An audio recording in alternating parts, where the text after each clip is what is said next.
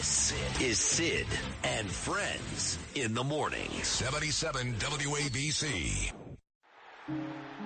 Look at Louie. Is he working? Known for his energy and playfulness with the media and fans alike.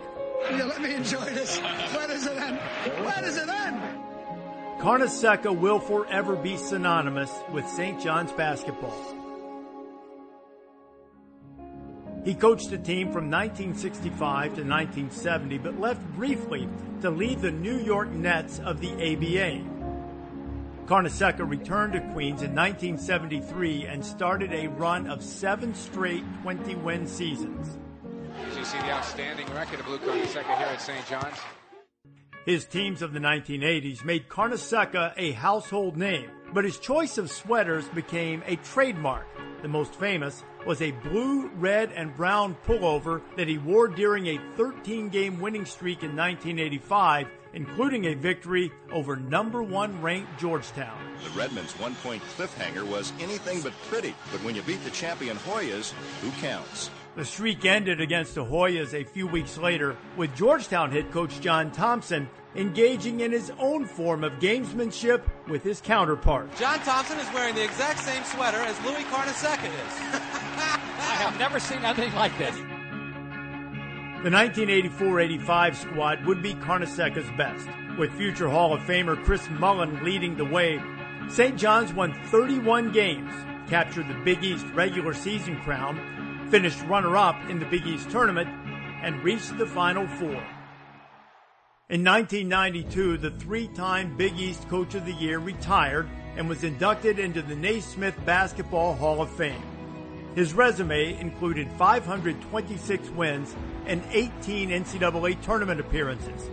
He was part of the Big East dominance and growth in the 1980s, with the Johnnies winning 5 regular season titles and 2 tournament crowns as well. Like Krzyzewski and Duke, or Thompson and Georgetown, St. John's and Lou Carnesecca will always be associated, a connection that spanned 9 decades with one of basketball's most animated and colorful characters. Of course I love St. John's. It's home.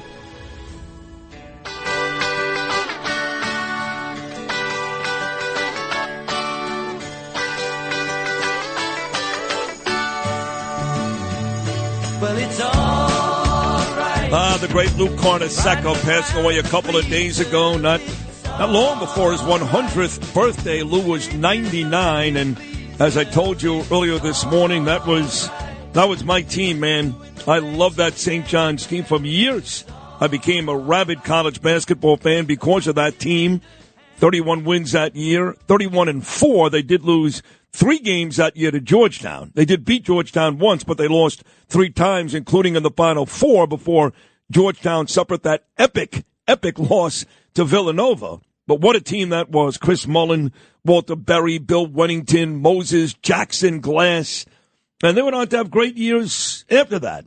Lou Carnesecca always had a good product out there, but 85 was the year, for me, that I became a huge college basketball fan. It's all changed now. The game is completely different. Nobody stays around. The good players only last 1 year. You don't have a chance to see Hurley and Hill play together, or Johnson and Augmon, or Mullin and Berry. They just leave, and it's just not nearly the same. But, man, those were great days. Those Big East Finals games, I said it earlier, you offered me tickets to the Super Bowl, the World Series, or courtside tickets to the Big East tournament at Madison Square Garden. I'm taking the courtside tickets to the Big East. And I did it many years. Mark Chernoff, Eric Spitz at WFAN. They had me sitting right there. Syracuse, UConn, Boston College, Georgetown, St. John's. Now I couldn't even tell you who's in the Big East. Like I said earlier, I think Butler is in the Big East and other teams I don't even know. But certainly those were great years. And Lou Carnesecca, rest in peace. I am efforting through Terrence Mullin, who also played for Carnesecca at St. John's, part owner of the great restaurant Callie's in my neighborhood, to get the great Chris Mullin on this show tomorrow to share more memories about Carnesecca. But Curtis Sliwa certainly knows a lot about Lou Carnesecca. Big ratings, Rip and Read, noon to 1, every weekday afternoon, overnight weekends, and does a great job with me every weekday morning. The man, the icon, the legend, Mr. Guardian Angel, Curtis Sliwa. I know you know Lou Carnesecca. Yes, and I see you on Chris Mullins. So today, on your way back to the Irish Riviera, I want you to go up Flatbush Avenue. And then I want you to turn down Flatlands right there on the corner, St. Thomas Aquinas. Great elementary school still there, and do the sign of the cross. I know you're a Jew. Don't worry. Hashem will accept it. No. For Carnesecca and Chris Mullen, I'm willing to do that. Because that's where Chris Mullen was the gym rat, St. Thomas Aquinas. And then went on, he started Power Memorial. They got closed. He went to Zavarian. You know the rest of the story. St. John's, and you know, that address there on Flatlands Avenue, You're going to love this. When he was going up there, you know, you used to see almost every day Dracula. Oh, that's right. Roy DeMeo's cousin. Who made all the pasta vazul while they were chopping up the bodies. That's right. Oh, my God.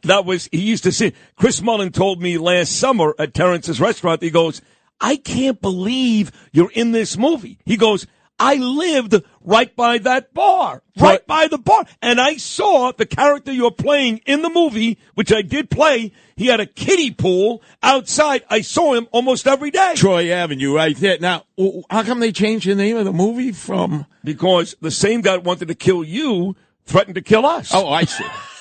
I see. Okay. What was the name of the bar again? What is it? Oh, the Bamboo Lounge? No. Are we permitted to say what the name is? What is it, Sid? Go ahead. I want you to get killed first. No, I want you to say it first. No, you'll get killed first. You know, the Bamboo Lounge, he listens every day. You know who that is, right? Yes. Donnie Brasco. Right. But that was up on Avenue N there. Yes. Canarsie Rockaway Parkway. It was not in Howard Beach. It was not in Ozone Park. But see, you can't even say the name of that bar. You're so afraid. You're so intimidated. Come on, Sid. Take a bullet for me, huh? I won't do it. You've taken enough bullets for me. By the way, speaking of the great Lou Carnesecca, remember the 3 years with the Nets? I watched them on Channel 9. I think they were playing at the Comac Arena at that time.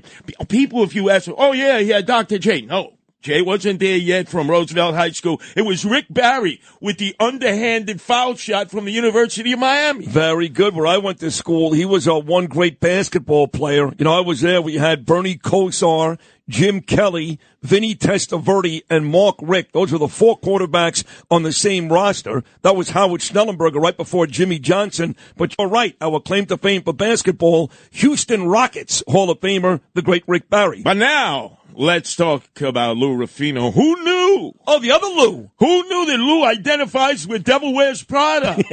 I mean, he was in heaven. Anne Hathaway, Brooklyn girl, by the way. Meryl Streep, Emily Blunt, Daniel Tucci. And you forgot the number one person there who was just a little side part. Gisele Bündchen. Oh, was she in it? Yes. Get out. I bet you Lou Ruffino remembers that. He's such a devotee. You know, Lou, you ought to be sitting there with Marv Albert and a Lawrence Taylor lookalike under a carousel singing show tunes, Elton John's show tunes. Oh, my God, who knew? And then Brady, $375 million for what? Good pass, good catch, good call. No, I disagree. I think he's very good. I think he's very good. I think he's excellent. And no one looked better on Thanksgiving decked out in all black, and I'm as heterosexual as they come, than Tom Brady. He looks great. He sounds great. I think he's better than Romo. I do. Let me tell you something. This leads me to my next point. I am a doctor here, even though I'm not even a high school graduate. I have determined that you are guilty of having a neurodivergent individualism. What does this mean? Oh, my God, you haven't heard of NPDJ? MPD. You are the classic example. Yeah, there's more letters there than the gay community. Of the narcissistic personality disorder diagnosis that I have given you. And I know your staff would agree with this, right? You are always into a point, and this is according to the Mayo Clinic. Want to argue with the Mayo Clinic in Rochester, Minnesota? I'd never do that. Johnny Tobacco checks in. He says, I'll say it, the Gemini Lounge. That's right. Okay, so you catch the bullet, John, for the both of us. But you have unreasonably high senses of self-importance, and you require constant excessive admiration. What? True or not true? You can also exhibit a superiority complex and may look down on people that you don't deem equally important. That's idiotic. And you are preoccupied with fantasies of success and power that may lead you to behave in an arrogant way and come across as conceited. That's me. Yes. And in fact, let's face it, your family has had to live with you for all these years. Your own son would have diagnosed you with NPD.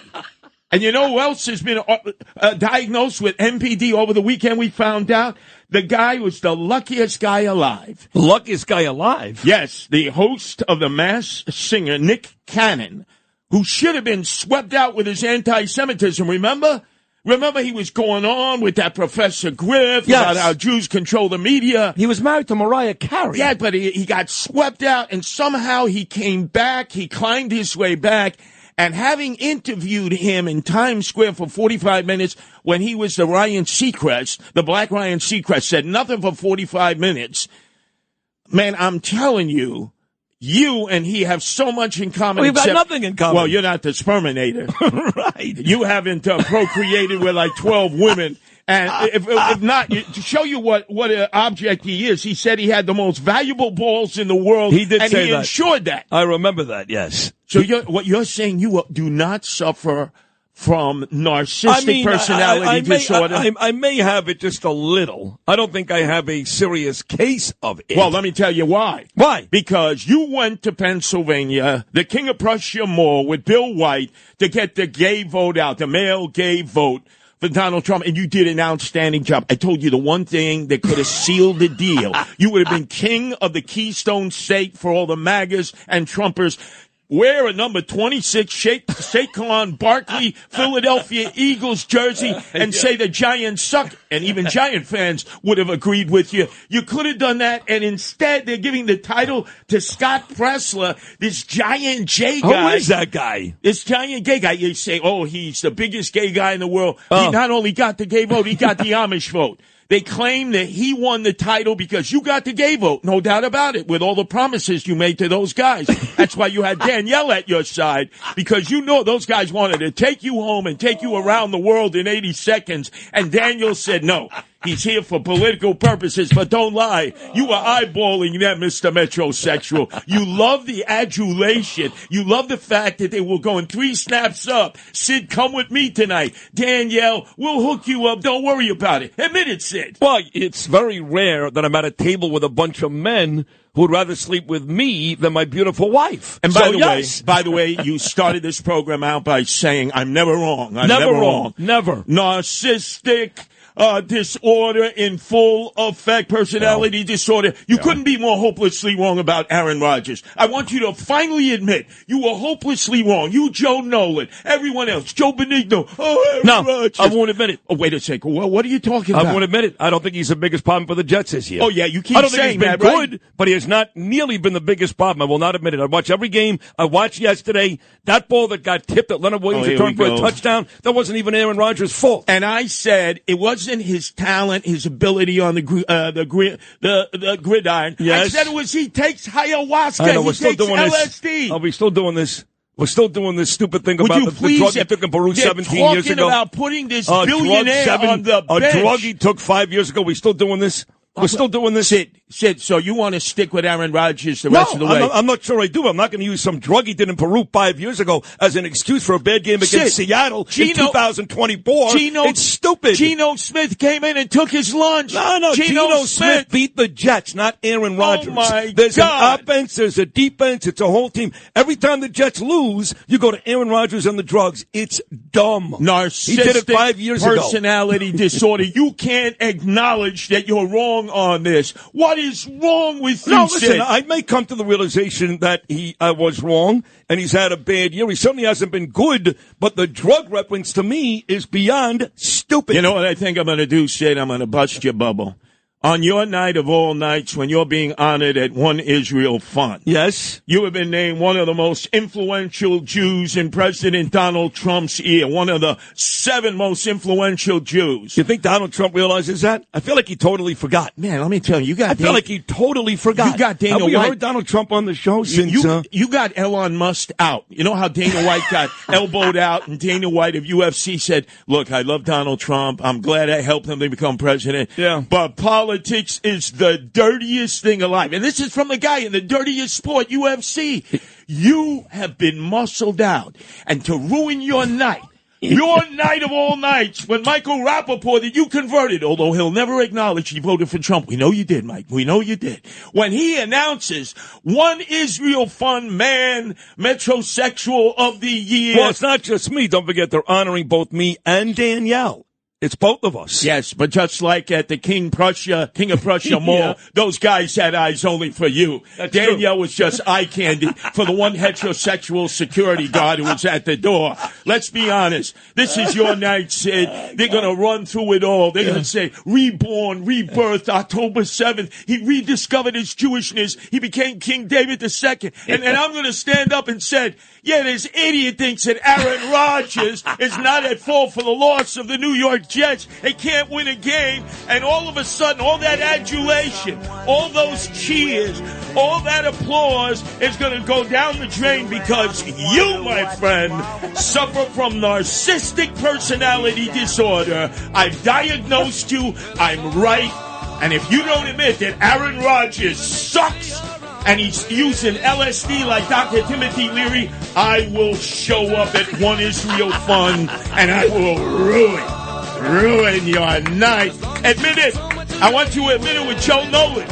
Aaron Rodgers sucks and should be on the bench collecting splinters. Maybe somewhere down the road away, you'll think of me and wonder where I am these days. Maybe somewhere down the road when somebody plays Purple Haze. Well, it's alright, even when push comes to shove. Well, it's alright, if you got someone to love. Well, it's alright.